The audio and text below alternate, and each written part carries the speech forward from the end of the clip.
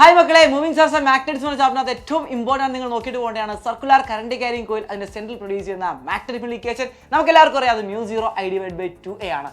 ഇവിടെ നിങ്ങൾ നോക്കുക, രണ്ട് സർക്കുലർ കോയിൽ ഉണ്ട്, അതിന് നമ്മൾ പെർപെൻഡിക്കുലർ ഡയറക്ഷനിൽ വെച്ചിരിക്കുകയാണ്. ഇവിടുത്തെ നെറ്റ് മാഗ്നറ്റിക് ഫീൽഡ് കണ്ടുപിടിക്കാൻ നമ്മളോട് ചോദിക്കും. അവിടെ രണ്ട് സർക്കുലർ കറണ്ട് ക്യാരിങ് കോയിൽ ഉണ്ട്.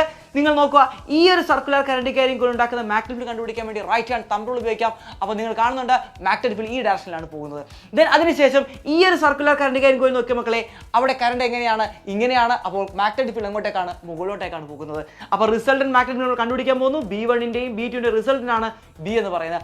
ആ റിസൾട്ടന്റ് മാഗ്നറ്റിക് ഫീൽഡ് കണ്ടുപിടിക്കാൻ നമുക്ക് എല്ലാവർക്കും ഇക്വേഷൻ അറിയാം. എന്താണ്? B = √B1² + B2² ആണ്. B1 ഉം B2ന്റെ വാല്യൂ നമ്മൾ ഇട്ട് കൊടുക്കുന്നു. അതിനെ നമ്മളൊന്ന് സിംപ്ലിഫൈ ചെയ്യുന്നു.